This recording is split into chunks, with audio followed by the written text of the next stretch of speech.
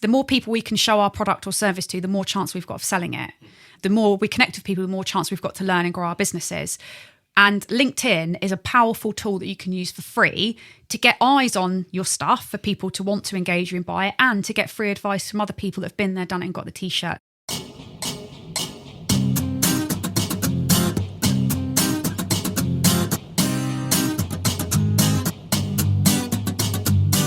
Oh, blimey, it is warm in this voiceover booth today. I don't mind telling you. Anyway, shut up, Steve, and get on with it. Welcome to episode 92 of Sharp Podcast, the personal growth podcast from SON Development, where we help you get better at the things you have to do so you can spend more time on the things you want to do. Now, I know that I often open these episodes by telling you how good the episode's going to be. And I genuinely mean it.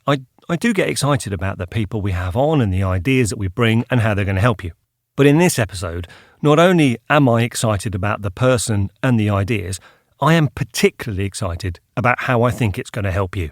You see, whether you work for an organisation as an employee, or maybe you're a small business owner, or even you run or work in a large business, LinkedIn has become a powerful tool for you to have in your armoury. With 1 billion members and an estimated 200 million people active on it every day, as our guest Jodie Goodchild says, there's a bit of a revolution going on. You see, the days have gone of LinkedIn just being somewhere that you posted basically an online CV and look for a job. Today it's a place where you can demonstrate your authority and your knowledge in your specialist area. You can share good ideas to help other people, and you can get new business. In this packed conversation, honestly, we talk about so much. I'm actually going to make a bit of a recommendation about how I think you can get the most from it. We're going to cover 3 areas. We're going to look at why LinkedIn matters now more than ever, what you should be doing, and how to do it. So what I'm going to do is I'm going to divide the podcast up into those 3 sections with a quick break in between each. So if an hour of us talking is too much to take on in one sitting, or you're finding yourself getting a bit overwhelmed with the amount of useful ideas, you can do the first section, and then if you want to, you can take a break, reflect on what you might want to start doing differently, maybe even go and do it, and then come back for the next section, and so on.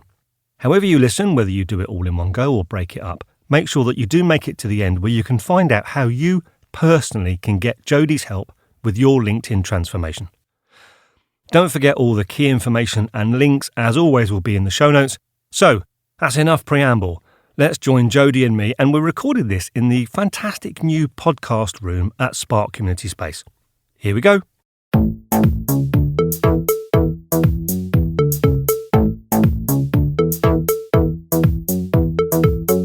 Hello, Jodie. Hi. Here we are in the Spark Community Space podcast room. It's all right in here, isn't it? It's lovely. It's comfy. There's pillows. Cool. It's quiet. You get tea served. What more could you want? I don't want to start this podcast with a pitch slap, and we'll learn later what a pitch slap is. But if you want to make a podcast, come here. Yeah. Come and speak to Becky at Spark, and she can talk to you about the podcast room. So we're here today to talk about all sorts of stuff. Mm-hmm. But before we get going, can you please tell our listener, because we only have one, who you are. Hello, one listener. Who you are and what you do. Yeah. Yeah, it's always pressure when you get asked to do that. Yeah. So I'm Jodie Goodchild, and I run a business of my own, which I've been doing for the last 2 years. And I primarily teach people how to use LinkedIn, and I also do consultancy in lead generation and sales. And my background is 20 years in sales and marketing for my sins. And my career started as a telemarketer, a cold caller. Yeah. Not everyone might know what a telemarketer is. No, they might not. What do telemarketers do? They call you and bug you and try and sell you stuff. So that's what I did. Yeah. Isn't it funny these days, like, I don't know about you, but whenever I get a phone call from someone now, I'm just waiting for the gap so I can say, can you please take me off your database? Yep. Literally, that was my life. 20 calls every hour I had to make. 20 calls an hour, like literally about 180 cold calls a day. And in that, I'd speak to 8 people, and I'd have to book appointments to get my customer's product in front of people. Hasn't the world changed? It has, and that's what we're going to talk about. Yeah. So 20 years telemarketing. So that is the part of the business that's trying to get new business and generate leads and all that kind of stuff. And so on. I often forget how we met. Yeah. Because did we don't meet through forget how we met. PBE? Yeah. No, we didn't. It was LinkedIn. I messaged you. We looked at this recently. Yes, yeah. I messaged you on LinkedIn, and that's how we started talking. Yeah, because you had a purple background and I have an orange background. Orange. Yeah. And then we had a catch up and we learned that we have quite a lot in common. Yeah, like a crazy, scary amount in common. Yeah. Then you started coming to PBE. Yep, because of you. Yes. Yep. So PBE, again, dear listener, if you don't know already, and you probably should because I'll go on about it, PBE, Portsmouth Business Exchange, meets at Spark Community Space, which is where we are, and hence that connection and so on. Yep. And then we went to a LinkedIn local. Yeah. So I met Penny at PBE. And I then came into PBE when I'd first kind of started and I'd first joined the group, and I ran kind of like a how to use LinkedIn session and do a bit of lead gen. Yeah. And then Penny was like, we really need that help in raising money for LinkedIn Local. So I helped Penny set up a campaign on LinkedIn to use to raise money for LinkedIn Local. She raised actually, they had to stop the campaign because they got too many sponsorships. Wow. And that was how we started talking about LinkedIn Local. And now I've just joined actually to help as a volunteer, help them run the event. But we said that we'd have a conversation on the podcast about LinkedIn because you've done an awful lot of work. And particularly recently, you've been working with large corporations and online and all sorts of stuff around LinkedIn. And whilst LinkedIn isn't the only thing you do, because your background is that broader understanding of lead generation and getting new business and all that kind of stuff, clearly LinkedIn has a massive place in that field. Yeah. And you've become a bit of an expert. So this is Ask the Expert podcast version. I'm trying. I feel like it is going that way, yeah. And I think it's because LinkedIn is such a big part of the lead generation world now, and the world has changed a lot. And also because I'm using it for my own business, and without kind of going into the stuff we're going to discuss, like when I started my business, I had absolutely no money, as most of us do, to do any marketing, whilst I would have loved to. But what I did have is LinkedIn and time. And actually this is my second year in business, and my end of current financial year will be the end of August. Right. And the second year of my business has grown by over 30% just from using LinkedIn as my only channel, and I pay $0 to do marketing. Wow. Now, thinking about our listener might be thinking, well, I'm not interested in LinkedIn, so I'm not going to listen to this podcast. Please don't switch off. And let me tell you why. Didn't you say that you did a course recently where someone who we won't name had said, I'm not interested in that. That's not for me. Yep. And then there was a road to Damascus moment, and they went, oh. Yeah, literally, yeah. So I ran a workshop last week, and it was for an engineering company. And one of the gentlemen in the room kind of came in and said, yeah, I kind of see people posting on LinkedIn, but I'll be honest, like, it's not for me. I don't want to do that, and I can't see it helping me at all. And then at the end of the session, he actually said, do you know what?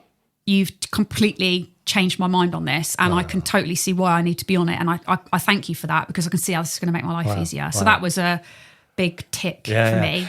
And sales is obviously one aspect of it. We had a bit of a pre-podcast chat, didn't we, about who this might be interesting for. And we kind of figured that our listeners probably perhaps fall into two categories. So you've got people that don't really use LinkedIn very much and may not know very much about it. Or people do use it, but perhaps on realising its full potential, they might not be getting the most out of it. So if you, listener, are interested enough to understand how it can help you, I promise you, keep listening, because there are some right gold nuggets in here. I've heard it all before. I know what we're talking about. I'm going to share that with you.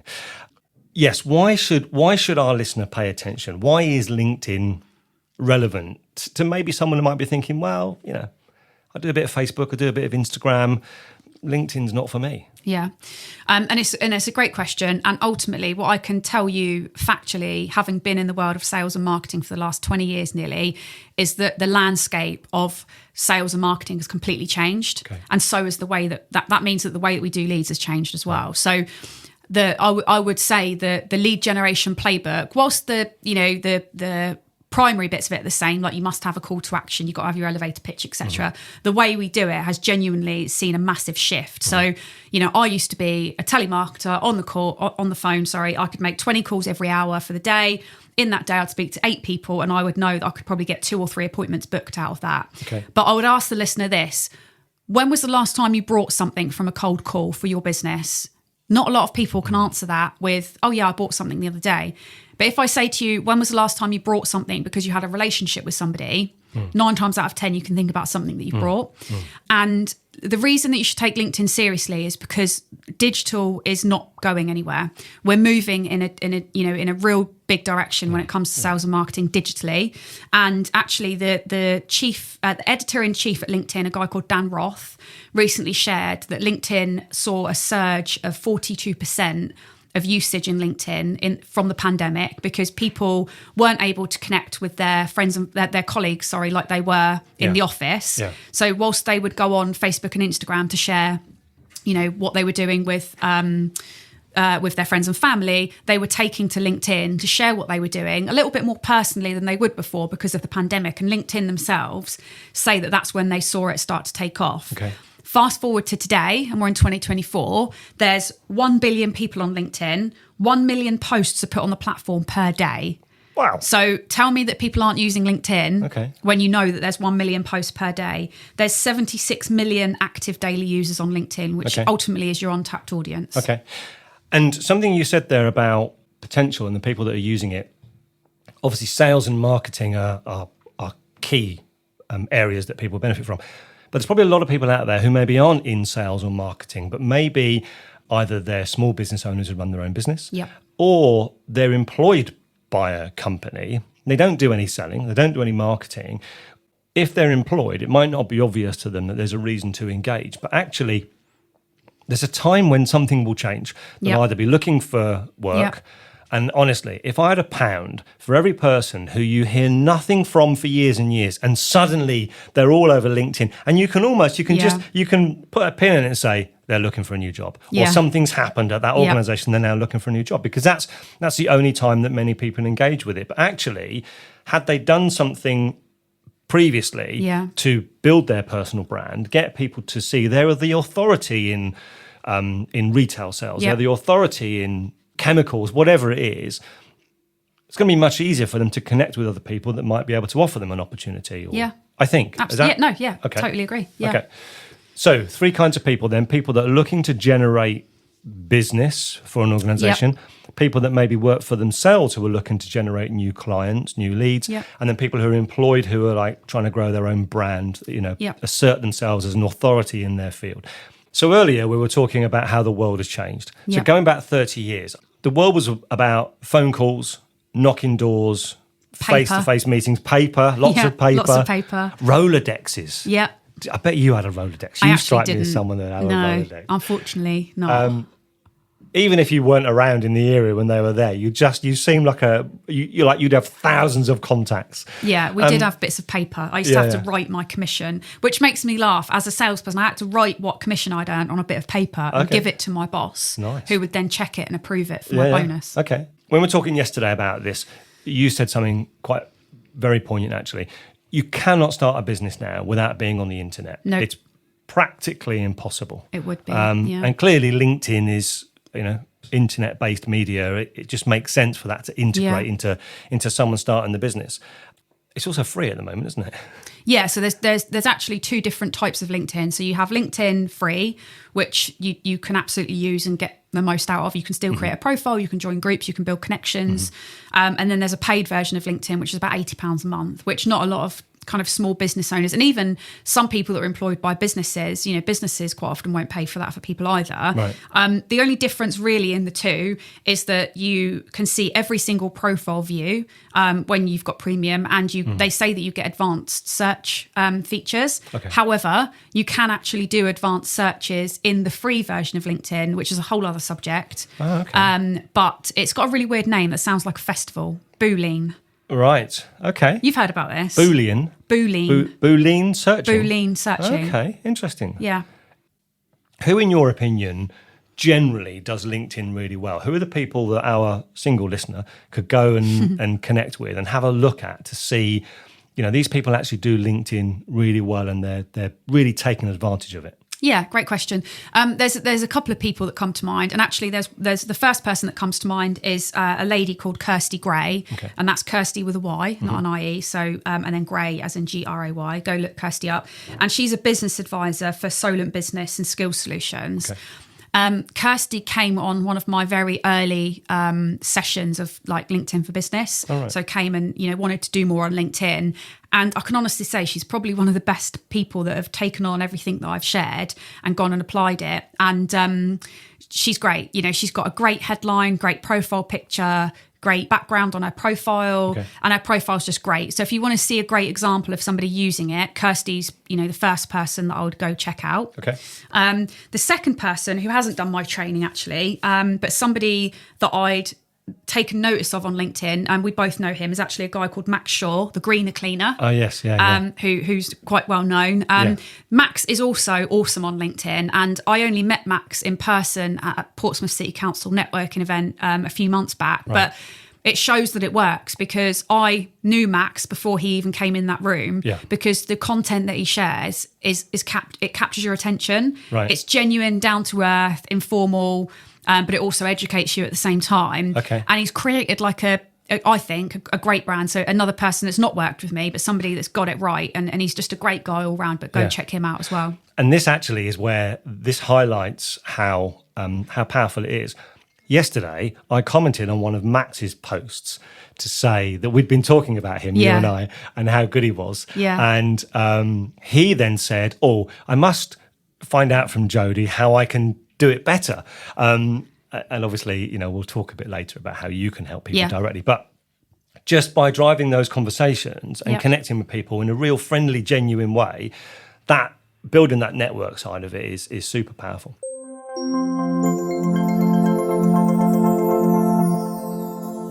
So that's the end of part 1, the why section. And in that section, you heard about why you should pay attention to this LinkedIn revolution. We talked about how the world has changed, how LinkedIn is now for employed people, small businesses, large businesses. It's still free, so you really can't afford not to join in. And we've given you examples of people that do it well. And as I said, there'll be links in the show notes to those people's accounts. So if you want to, you can just pause and just take a moment now to reflect and maybe have a think about what that means to you. Decide if you want to go and do some more research yourself, maybe do some digging around in LinkedIn before you move on to the next section. So if you want to do that, pause here and then press play again when you're ready to go.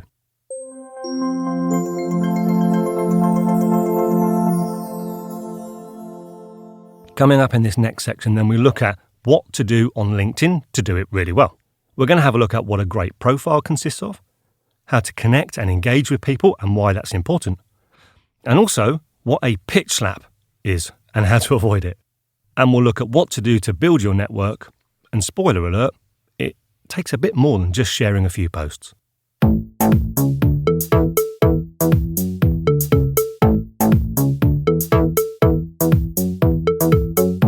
So we talked about why. We talked about why people should take it seriously. It's ubiquitous. It's everywhere.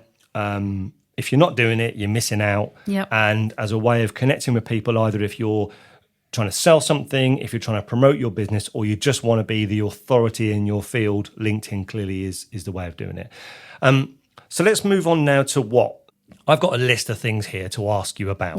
First one is profiles. So let's do a good and bad. What do people do with their profile that is not great? What have you seen? The LinkedIn profile pitfall, I'll call it, is using your LinkedIn profile like a digital CV, because that was LinkedIn, going back 5 years, because you'd go on there and you'd want to look at what a mate is up to these days, or what somebody used to go to school with is doing, where are they working, and you'd go and have a look and you could see, and they'd make it all like, I've got a picture in my training of Darth Vader actually, and it says one side it's got Anakin Skywalker, and then the other side it's got Dark Lord, and it's got all of these things that they've done. And I like it because some people are kind of a bit over the top with their LinkedIn profiles, and they'll have loads of experience on there. But the common profile pitfall I will see is people using it still like a digital CV.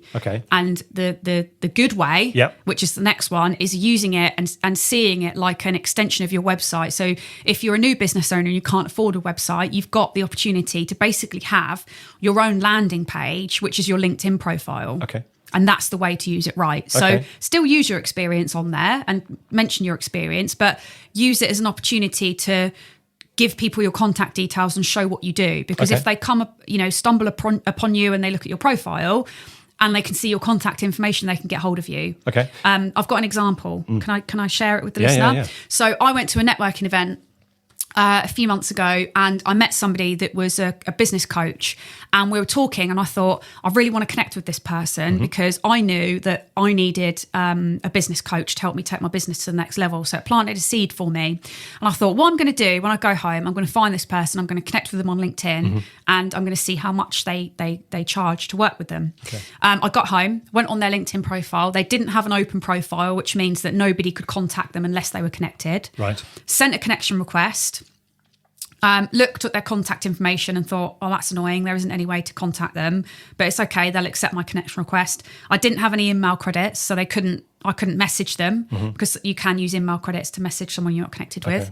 I waited a day, hadn't been accepted. Right. I waited the next day, hadn't been accepted. Right. And then this awesome friend that I've got released a podcast with a lady called Helen Walker, who is a coach. Yes. And I was like, oh, this woman looks awesome. And I had some coaching with Helen, and I paid Helen literally after listening. I think it was the day after listening to your podcast with her. Okay. Paid for her coaching, and she got my business. Yes. The other person still hasn't even accepted my LinkedIn connection request, but they don't have any contact information. And that is why LinkedIn is so important, to have all of your contact information on there, because if you meet somebody by chance and they're like, oh, that person's great, I want to work with them, that person lost the lead. Yeah.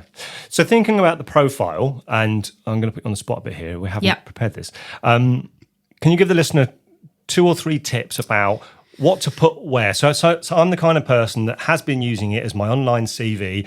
All I've done really is just put my employment history and a picture of me when I was 25, because, I want people to think I'm still young. Yep. What can people do fairly quickly to jazz it up? Yeah. There's 3 things. The first thing I would say is make sure you've got a super professional looking headshot. Okay. So not a picture you've just copied and pasted from Facebook, a professional headshot. And if you need one of those, Penny Plimmer is your woman. Yeah. She does amazing headshots. Reach out to Penny. Yeah. The second one is underneath your name on LinkedIn, you've got the opportunity to write your headline. And a lot of people, and a common issue that I'll see with this, like the company I was with training last week, they had theirs as sales manager. Right.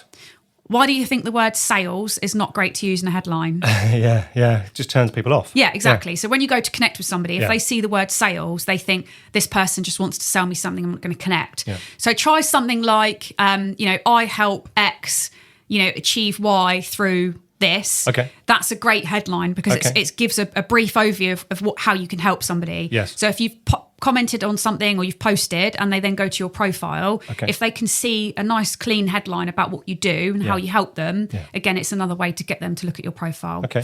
The third one is your about me. So rather than having, I graduated South Downs College with a, apprenticeship in accounting and then worked for this company, you could say something like, I've got a history of working with large brands and helping them to generate leads that have turned into substantial growth for the business. So something that's going to keep the reader reading what you've got. So maybe start with a hook or something and then always finish with a nice call to action that isn't spammy salesy. But if you want to chat more, here's my email address, reach out and we'll have a coffee. Okay.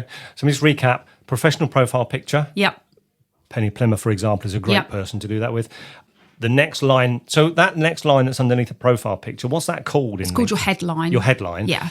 And that is if you like, a very clean, clear summary of your skills. Not what job you do or sales, but actually 4 or 5 things that you do to help companies, the skills you've got, just making it clear to people what you're about. Yeah. And then the about me, you said a nice paragraph that showcases what you've done, what you've achieved. To me, the common theme seems to continue to be about how I am helping other people. That seems to be... That's it. Have I got that right? Yeah, that's it. Yeah, exactly. How you help other people get that across rather than what you do. It's just like sales, isn't it? When you try and sell something, if you sit and talk about yourself, you're not going to get the sale. But if you sit and talk about how you can solve a problem and how you help somebody, you're likely to get the sale. And that's what we want to do with our LinkedIn profile. It's also about like networking, isn't it? Oh, hang on. Yeah. That's the next point. Connecting with people. Yeah. Because... I know what it's like. You go to a face-to-face networking thing and someone comes up to you and they say, hi, I'm Roy. Roy's not a real person. Yeah. I've made it up. Hi, I'm Roy and this is my company and this is what I do. And it's all like blah, blah, blah, blah, blah. I'm going to tell you everything. And you just switch off, don't you? Yeah. And I found in life actually just asking people about them instead of talking about you. But from what I understand, your advice is that's actually a fairly good approach to take when connecting with people. Yeah, so tell us more about that. I think you should see LinkedIn exactly the same as you would when you go face-to-face networking. Like you wouldn't go, the whole pitch slap thing, I think we'll get onto that. But, when you go into a networking room, you don't burst through the doors and just shout to everyone, "Hi, I'm Jodie and I do LinkedIn training. Who wants some? Come and buy my stuff." Because everyone would turn around and look at you and be like... Well, they did, didn't they? You tried that and it didn't work, did it? Tried doing it. But they would look at you and be like, "Who's that?" Like, it just makes people shut off. And it's the same with LinkedIn. If you're going out to masses and just, chucking a message out there to try and pitch people through network, it's not going to work. Whereas if you go up to somebody and say, "Hi, I'm Jodie, it's really nice to meet you." Like you just said, networking face-to-face is always a bit of an awkward thing. Not really sure what to say, but how's things with you? That normally gets a conversation going. The same with LinkedIn. If you message somebody and say, "Look, a lot of people, connect on LinkedIn and they typically don't actually say anything to each other. So I thought I'd come and say, hello, how's things going in your world?" It's a great way to get conversation started because then you start to talk and people are like, "Well, this person is showing a genuine interest in me and they actually do want to connect with me. They don't want to try and sell me something." Yeah. When you connect with people, sometimes LinkedIn lets you put a message, doesn't it? Yeah. What's your view on, should you put a note, they call it, and what should you put in that note? Yeah, well, if you use the free version of LinkedIn, they've just rolled an update out. So you can actually only send 5 personalised connection requests. I think it's a week. Right. Okay. In the free version. I would always, it's like a 50-50. Some people say connection requests are 10% more likely to be accepted when they're blank. Personally, I will always typically put a message that says something like, "Hi, I'm Jodie, a local business owner looking to grow my network. Hopefully we can connect," something like that, and they get accepted. But it's just down to what you want. I wouldn't connect with somebody and say, "Hi, I'm Jodie. I offer LinkedIn training and it costs X. Do you want it?" Yeah, you've got a name for that, haven't you? Yeah, that's pitch slapping. Tell us what pitch slapping is. So pitch slapping, we all have it on LinkedIn. It's when somebody tries to connect with you and you're like, "Yeah, they look all right." You accept it, and then 2 seconds later, the slap comes in and it's them saying, "Hi, do you want this stuff?" And it's basically what I can sell, and we'll set up a call. Okay. And if you set up a call with everyone that said it, you'd basically spend your whole week doing that. But that's what pitch slapping is. And it's normally really impersonal. They've not researched. Like, I get them and it will say, "Hi Jodie, do you know about the power of LinkedIn? You should be using it to generate new business." And I'm almost a bit face palm because I'm like, obviously if you'd looked at my profile, you'd know that I understand LinkedIn. Or they'll say, "I've just seen your hiring goals. Can we help you recruit?" And I'm like, I'm a one-woman band and I'm not recruiting anyone. So you haven't seen my hiring goals. You just wrote a message and sent it to thousands of the same people. Yeah. So from my listeners' perspective, if they're going to connect with people, what you're saying, make sure I've got this right, is first of all, when you connect with people, particularly people you don't know, don't try and sell them something. Don't tell them what you can do for them, but just make a gentle connection like you would in real life and say something that says, "Tell me more," or "Tell me about you," as opposed to you transmitting and telling about them. Yeah, but make it really human and personal. So try not to, kind of be robotic in the, "I noticed you looked at my profile, tell me more about you," because somebody would be a bit like, "Oh, that's," because you wouldn't go up to somebody and say that. Yes. So you could say to somebody, "I've tried it, it doesn't work." Like, "Hi, I noticed you looked at my profile and I realised we haven't actually met before, so I thought I'd say hi, how's things in your world?" Yeah. And the other thing you said, particularly if you are in the world of sales and you are actively trying to promote a service or a business, doing a bit of research, so looking at the person's profile and seeing what matters to them to try and gently tailor that initial connection to something that, I see you into video production, I see you into training, training's your world. How is the world of training at the moment? That kind of stuff. Is that? Yeah, that's it. Yeah, spot on. Yeah. Okay. And you mentioned about the profile views as well. And I always stress that in my workshops because it is powerful. And I've had the same, I've had somebody look at my profile who I'm connected with, but we've never spoken. Okay. So I've done the same, reached out. "I've noticed you looked at my profile, but it's just occurred to me we've actually never spoken. Right. So I thought I'd say, hello, how's things in your world?" Okay. The message I got back was, "I was actually just looking at your training. I think it's worth a conversation. Here's my mobile number. Give me a call." Okay. You wouldn't have got that lead if you hadn't have stepped out. Yeah. Sometimes you will be able to look at your profile views and tell if it's worth following up. If you look and it's a competitor, obviously, not to follow up. Mm-hmm. If you look and it's a recruiter, you might not think that's right. But if you understand, and building your network is also about understanding your ideal customer. And if you understand what they look like and kind of what attributes they have, and they come on and look at your profile, reach out to them. If they've looked and you're not connected, connect. If you're connected and they look, message them, because you'd be surprised at how much business you can get from that. Yeah. And not just how much business, but the reason I'm pausing is because the words you just used, I'm sure, are literally the words you said to me when you said, I see we're connected, but we've not talked before. Yeah. And, and we've done so much stuff together now. And just that kind of beneficial connection. It might not be about selling a product or a service, but it's just about being connected with people who can help you and you can help them, and be best pals. And we're doing high fives at the moment. All that kind of stuff. And that's actually, that's a great point, because it isn't just about selling your stuff. It's also, for those of us that are, solopreneurs, as you call it, or, business owners that, work on our own, we need stimulation from others that are going through the same. And one thing that you and I have done, and I have no doubt that my business wouldn't be where it is without you, and vice versa, because we quite often will bounce off each other with ideas, and we'll be like, I'm really struggling with this, what would you do? And we share things. The same with that PBE group of people. It's quite a lot of small business owners that share things. And networking isn't just about selling. I think that's something I should have probably said a lot earlier, but it is also about making genuine connections, because it's not just who you know, but it's also who knows you. The amount of times I've been at an event and, another person we network with at PBE, Sandy, Sandy's come and grabbed me so many times and said, you need to speak to this person because they've just mentioned LinkedIn, and she'll introduce me to somebody. Whereas you might think, well, Sandy is a hypnotherapist, wouldn't necessarily be my ideal customer, but she knows a lot of people and has, introduced me to people that have now become customers. So. Yeah. I had exactly the same. So Debbie, who I met at a LinkedIn local, they connected me with Hayley, who is now my accountant. and that kind of, just knowing people that know people and building your network that way. It is a small world, and you often come across as people that can help you, or you can help them, or just have a good connection. And also you've made me think about maybe people who are employed. So I think back to my world of retail sales. And when I was an area manager, I was a knob, to be honest with you. Not all the time, but I did do some of those knobby things. And I'm cured now. But I think it's called learning. Yeah, it's called learning. But I had a degree of arrogance where I believed that I was generating the business that my patch was taking and all that kind of stuff. And I would never connect with another field manager that worked either in a competitor business or even any other business, because for me, it was all about me. It was all about my patch. If I think about it now, if I was living that world again, I'd really want to connect with other people who are doing the same job maybe in different parts of the country or different companies, because then, and particularly if they're not working for competitors, you can then share experiences, because those field jobs can be very lonely jobs, and often within your organisation there aren't very many people who you can confide in, trust, talk to. So that's another example where I think that just reaching out to people who do the same thing as you, and just making a connection and building your network just for the sake of being connected, I think is powerful. Yeah, so mixing the two, so people that you can learn from and people that your ideal customer.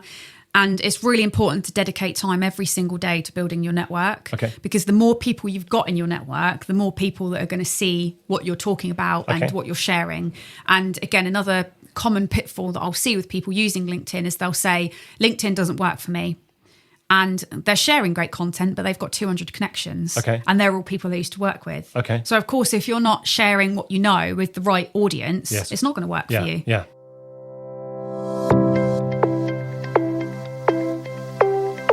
Sorry to interrupt your listening, but I just wanted to jump in with a quick message.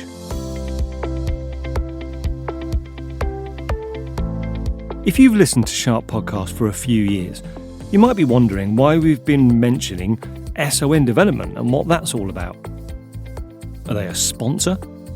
Is it a house building company? Well, no.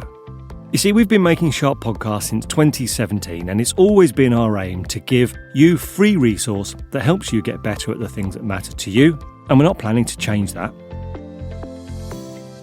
But SON Development is the training company that I founded in 2021 to help organisations, teams and individuals improve performance and make a real difference to their working lives. We run workshops, we do consultation, and we provide digital resource about leadership, coaching, sales, customer service, planning and prioritisation, and loads more stuff. So if you're a business or a team leader and you're frustrated that your training isn't making a real difference, give us a shout. You can find out more about what we do at sondevelopment.com, and of course there's a link in the show notes. But if you prefer to get your development free of charge with Sharp Podcast, would you do us a favour and just make a quick note now to share this episode or any that you really like with your friends, family, colleagues, anyone who you think it could help. We'd really appreciate it. End of interruption, back to the episode. So that brings us on to posts. That was good, wasn't it? So yeah, it's almost like we've planned this. So we've talked about what to do with your profile. We've talked about reaching out and connecting with people. Talk a little bit about posts then and about what...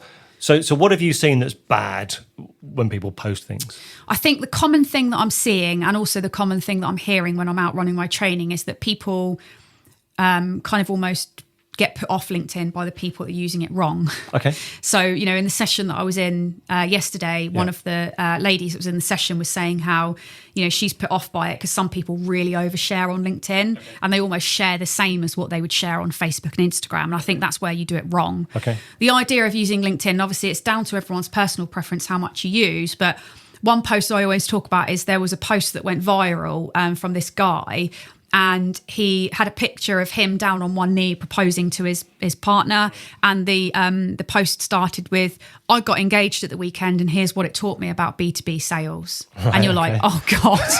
And you can see why it went viral, because you're like, that poor woman as well must have been like, great, you're basically using our engagement to talk about this is what I learned from B2B sales. So I think you've got to find a way of being authentic and using your personality, but we don't share the same, think about what you would share in an office that would be appropriate. Okay. And that kind of is what you would share on LinkedIn. Okay. So when it goes wrong, it's things like, the Facebook posts where people, check into the hospital and they're like, check in at QA, and then everyone's like, "Oh, are you okay? I recently saw, something a bit like that where it's just a bit too personal. So I think just be conscious of not going too far. Okay. With it. So let's just recap then in terms of practical things our listener can do. Update your profile. Yeah. Professional headshot. The About Me section updated, the headline updated, clear skills, what you bring to the party. Reaching out and connecting with people. Be genuine, be human. Connect with people for the sake of being connected, not trying to sell something, not trying to pitch something to them. Don't pitch slap. Yep. And in your posts, think about what you would put up. We talked before when we were talking about content, and you said something about posts in relation to giving away stuff and not being the gatekeeper, not holding stuff back, but giving away practically useful things to people, but without there always being a call to action at the end, So just tell us a little bit more about that. Yeah, I think that the idea of networking is it's kind of twofold. We go out networking to learn things, but we also go out networking to share things with other people that could, all of us have got really good, experience that we can share and people can learn from. So we should be sharing that. And in LinkedIn's community policies, the idea of LinkedIn is that it's a community to learn and grow. So if you've got some good stuff to share, don't hold it back and, want people to work with you. Yeah. You can build trust with people by showing that you care. So educate your audience. What do you know that you could share? It could be that you're a startup business and you're 6 months into your journey and you can think, actually, on day one, if I knew this, that would have really helped me. That's a great post to share. Okay. It could be that you're in year 2 of business and you've got people in your network that are, in year 1. What do you know now that you wish you'd known then? Right. It could be something you've learned in a previous role that you had, or it could be something you're doing now. Like there's always things. I won't gatekeep the information that I know about LinkedIn. Okay. Yes, I've got a masterclass, but it would take me 3 hours to go through everything I knew with somebody, which is why I run it as a masterclass. Yeah.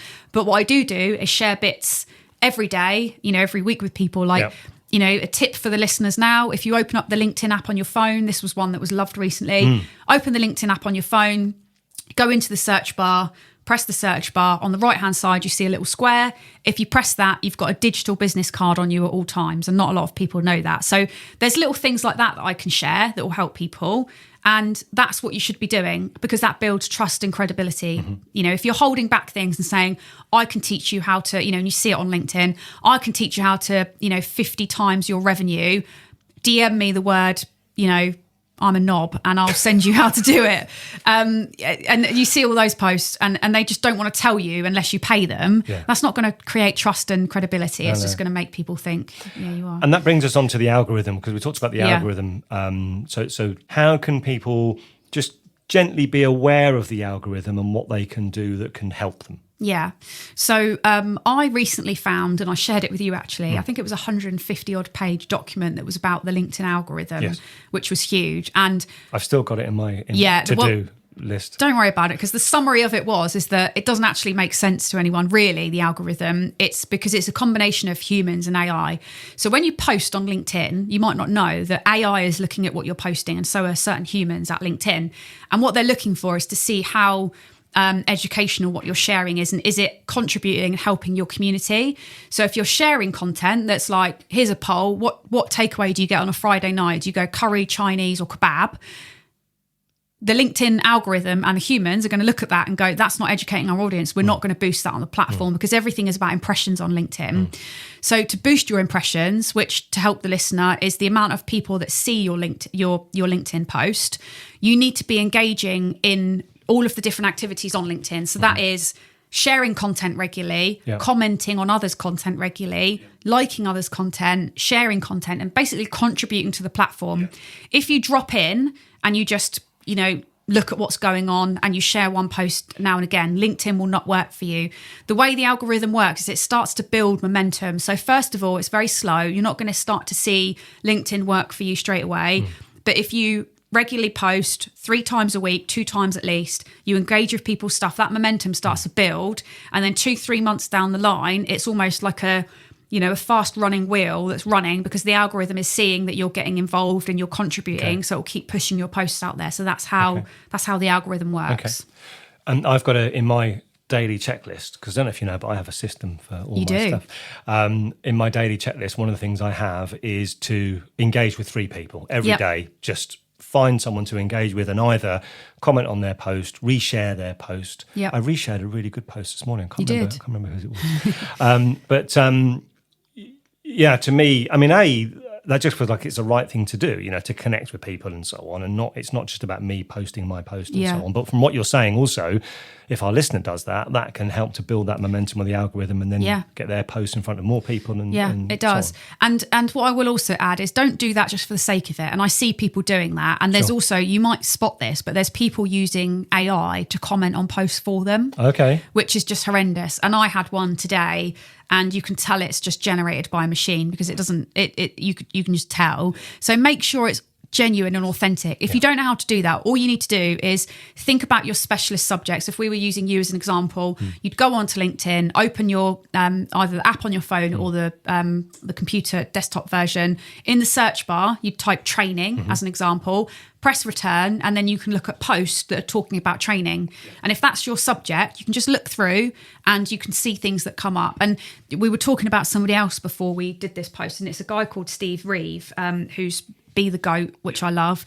And I love looking at Steve's engagement on LinkedIn, because he's always genuine. If he sees something and he disagrees with it, he'll be honest and put that on there. He won't, shark around it. He'll be honest. And honest engagement and genuine engagement is important, because it shows people that you're not just doing something for the sake of it. You're a genuine person. And if you don't think someone's sharing something that's valuable, you'll say that. Yes. And I really like that, because I quite often see Steve, if someone shared something about sales, that's his thing, and he doesn't agree, he'll put that on there and say, actually, I would do it this way. This is a great post, I agree, great shout. Yeah. Speaking of AI, there's a chap called Ros Stevenson who he's from the world of L&D.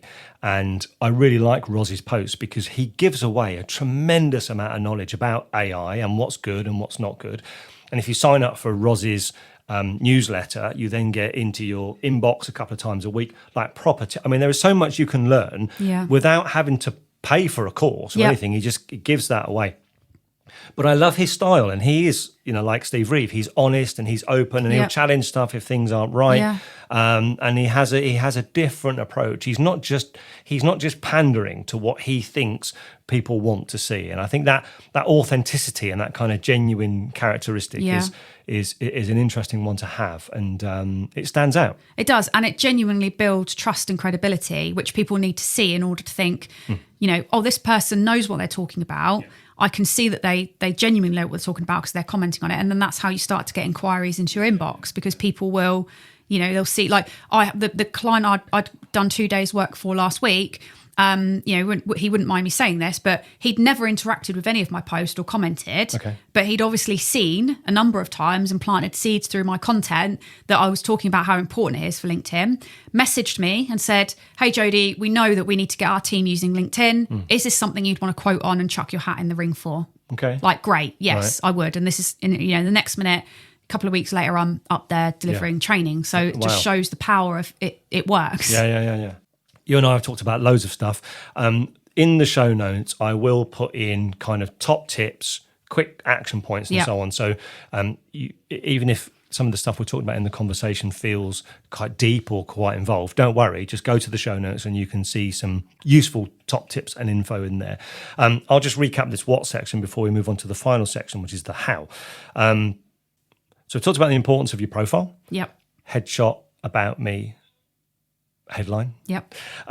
We've talked about reaching out and messaging, connecting with people, being authentic, doing it regularly, giving rather than taking. Yep. And then in terms of your posts, putting posts out regularly, a variety of stuff, be authentic, post 2 or 3 times a week, but also as much, if not more, connect with other people, engage with other people, reshare, comment on their posts, be active on LinkedIn. Don't just churn stuff out and wonder why no one's looking at your poll that says, "Are you having a curry for dinner tonight?" Yeah, and can I add something there? Yes. No. Yes. So that, to a lot of people, I can imagine they'll be like, that is a lot for me to do. Yes. However, as a new business owner, we don't often have the luxury of having money to spend on marketing. So what I would ask you is, what's the alternative? If you don't have the money, which a lot of us don't, I didn't when I started to do marketing, then we need people the more people we can show our product or service to, the more chance we've got of selling it. And the more we connect with people, the more chance we've got to learn and grow our businesses. If we don't have the luxury of having the money to invest in marketing, what we do have as a new business owner is time. Yeah. And LinkedIn is a powerful tool that you can use for free to get eyes on your stuff for people to want to engage you and buy it, and to get free advice from other people that have been there, done it, and got the t-shirt. So that's probably a real big thing. Don't sit there and think, God, that sounds like a lot to do, because almost it's like, well, what is, for me, I didn't have the alternative. I didn't have the money to do marketing, but I did have the time. Yeah. And I think what that also highlights for me, and obviously, my pet subject is productivity and kind of, I don't like time management because you can't manage time. There's 1,440 minutes in a day. We've all got the same. But it's about treating it as a priority, isn't it? It is. And there's a lot to do when you're starting a new business. It might feel like you don't have time, as in, or what am I going to do to fill the next hour? But it's about prioritization. Yeah. And it's about deciding that actually promoting my business from a business perspective is probably the most important thing for you to do. The admin, the accounting, the legal stuff, it's all got to be done. But even if you set aside an hour a day, you've still got 7 hours. Yeah. If you're limiting yourself to an 8-hour working day, you've still got 7 hours to do all the other stuff. Yeah. But an hour a day of focused work, posting things, engaging, connecting, and just trying that stuff out. Yeah. That's an hour well spent, I think. Yeah. Isn't it? Yeah. Businesses just wouldn't survive if they didn't have leads. Lead generation is the lifeblood of every single business, whether we like it or not. We need leads to be able to sell our products. And a lot of the business owners I'll speak with and I'll engage with will say, I'm not actually sure if this product's any good because no one wants it. And then I'm like, well, how many people are you going out to show it to every week? And they're like, well, I'm not. And it's like, well, that's why. It's not that you've not got a lot of people I meet have got an incredible product and service, but they're just not talking to enough people to show people how good it is. Yeah, absolutely. We're talking about people that are doing it really well. Let's just chuck in another couple. So I mentioned Ross Stevenson. Yeah. Another one I've got, so there's another two. So one is a guy called Rhys Matthews, who's one of the co-founders of Hewitt Matthews. I know Rhys is quite new to getting himself out on LinkedIn, and he's not afraid to tell people that, but he would be great to look at because he's very new on his journey. So go check out Rhys of Hewitt Matthews. And then another one is actually a guy that was recently on the Diary of a CEO podcast, a guy called Daniel Priestley. This guy gets it. Like, this guy is, I think, awesome, and go find him because he gives so much away for new business owners to help with lead generation, and he's cracked LinkedIn and he's cracked lead generation. So go find him, Daniel Priestley, and actually listen to that episode of him on Stephen Bartlett's Diary of a CEO because it was an excellent one for new businesses.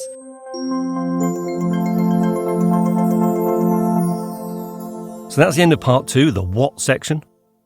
In that section, we covered building your profile, connecting, engaging, and building your network. So again, you've got a choice now. If you want to, just take a moment to pause, reflect, think about what it means to you.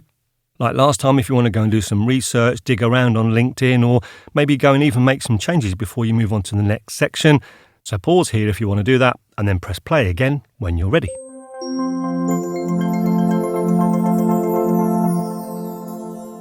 So coming up in the final section, the how section, we're going to look at how to do LinkedIn well with some really practical advice. We're going to talk about when to post, how to plan time in, what other tools you can use, and the importance of the consistency of tone and being authentic. And you'll find out how Jodie can help you do all this so you don't have to do it on your own.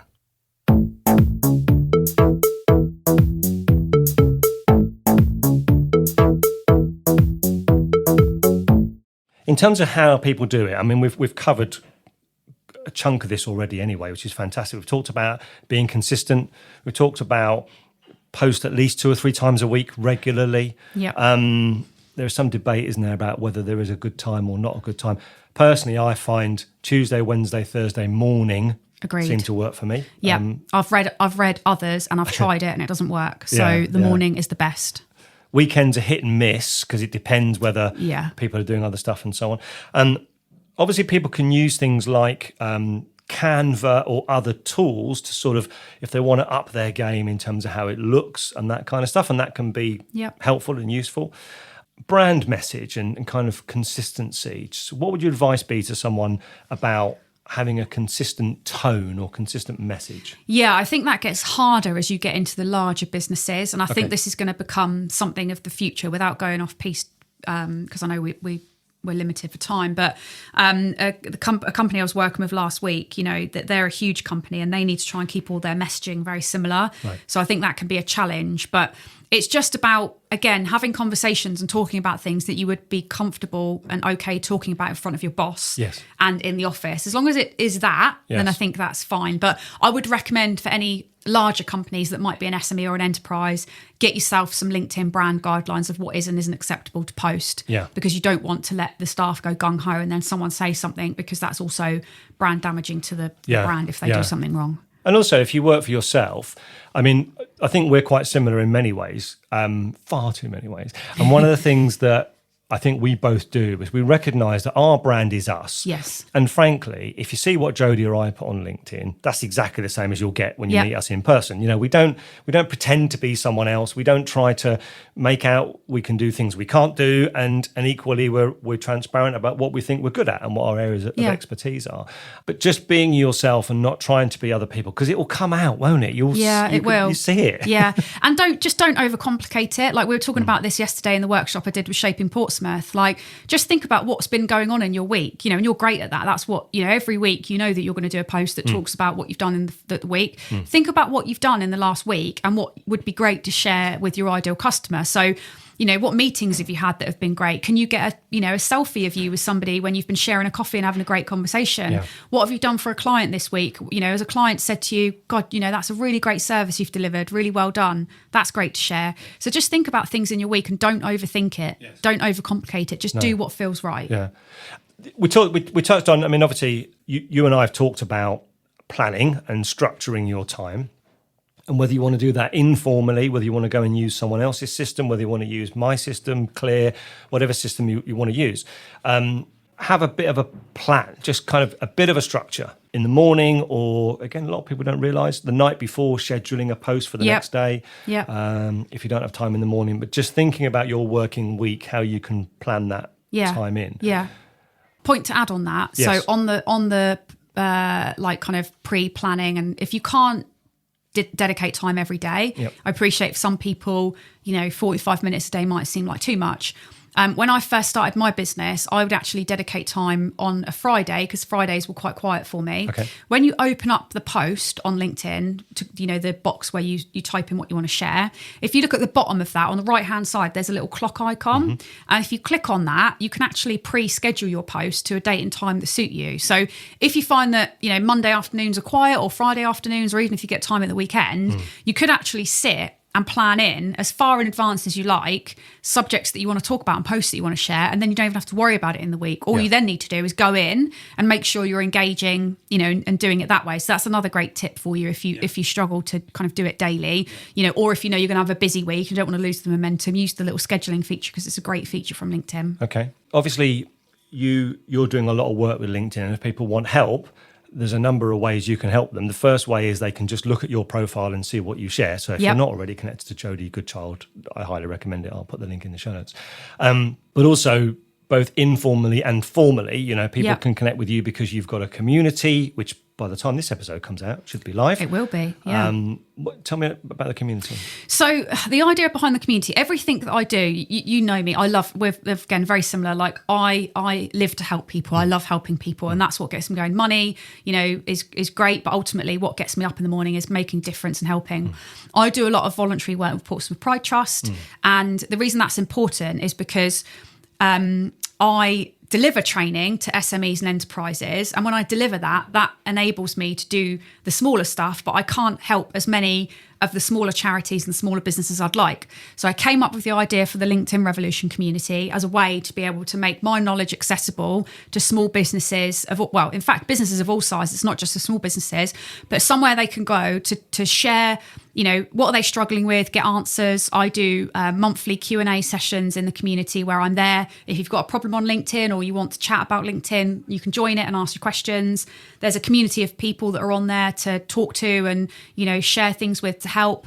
There's a learning hub, so educational content. So if you want to know how to optimize your profile, I will teach you how to do that in a video that's available in there. There's tons of documents. It's just a place for people to go that want to help with LinkedIn, but they don't know where to start. The LinkedIn Revolution community is for you.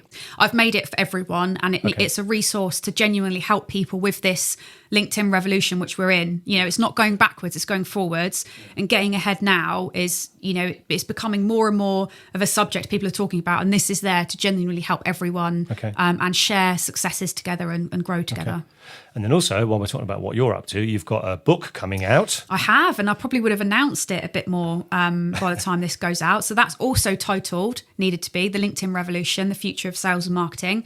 It's not a book which is just you're going to have to read it, and it's not me talking at you. It's a brief intro about why LinkedIn is important and why there is such a thing as the LinkedIn Revolution. It's actually a workbook. So I've designed it in a really easy to use format so that you can go through it and actually use it to help you change things as you read it.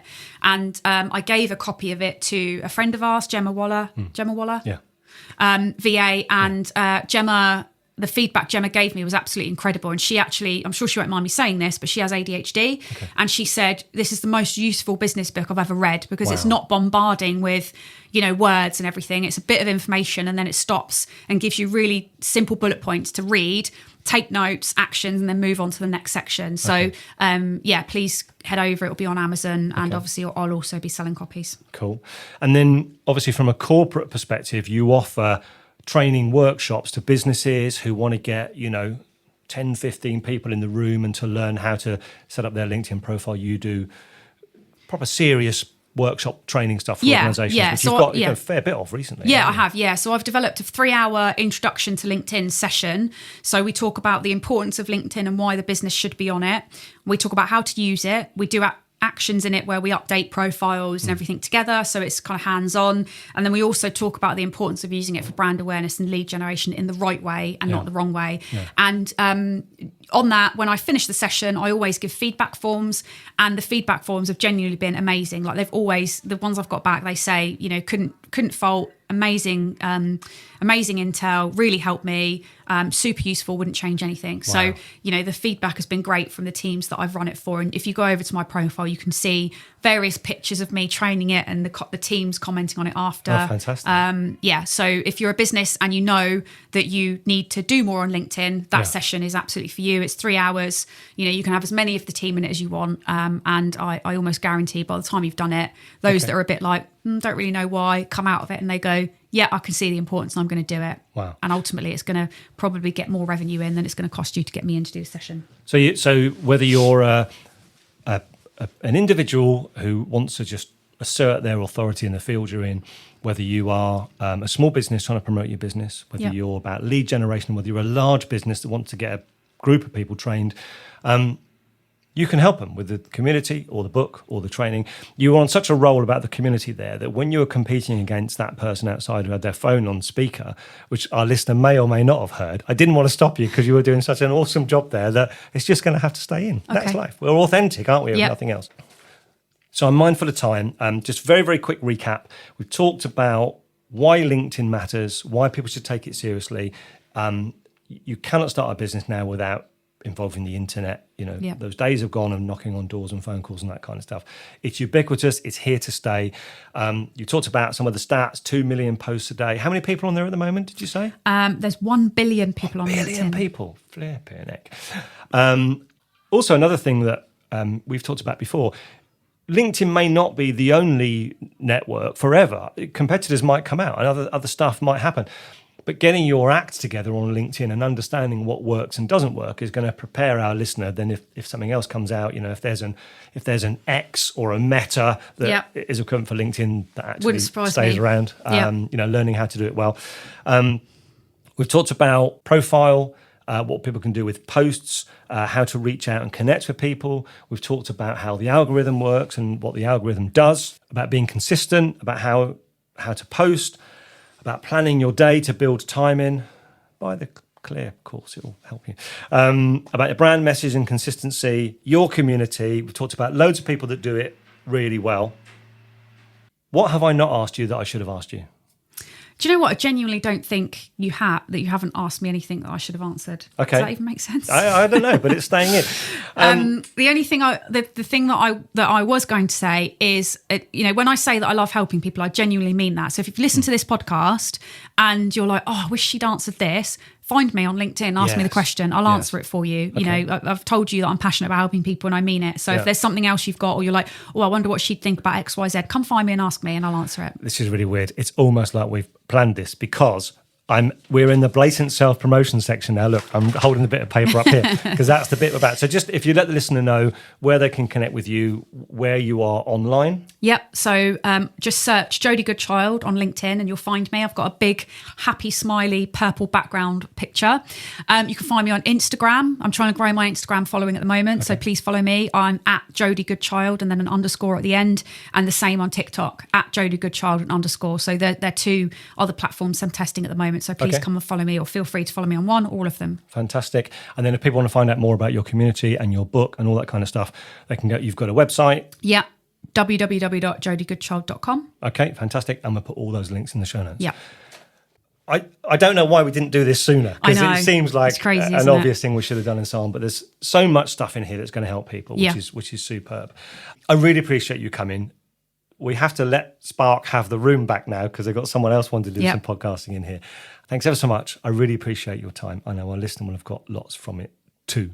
And my pleasure. If you haven't done so already, get in touch with Jodie. And the beautiful thing about Jodie is that she doesn't just talk the talk, she walks the walk. So go and have a look at Jodie's profile on LinkedIn and you can see what someone who does it really well looks like and what they do. And she will respond to you as well. I will.